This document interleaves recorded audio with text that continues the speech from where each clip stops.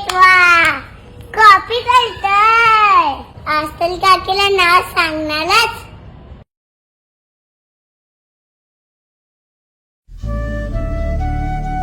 बाबा त्या दिवशी काय बोलत होते ते माहितीये?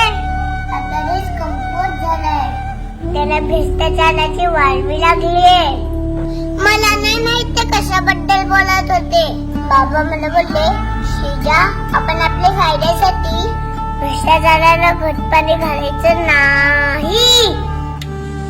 मला ते पण नाही समजलं, पण तुझी कॉपी सीमा काकीला सांगू नये म्हणून तू ही गणपती मला दिलीस ना, तेव्हा मला समजलं ह्यालाच भ्रष्टाचार बोलत असतील.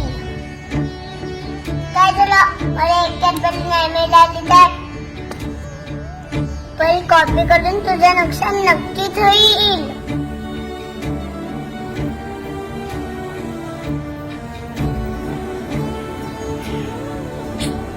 काय करते?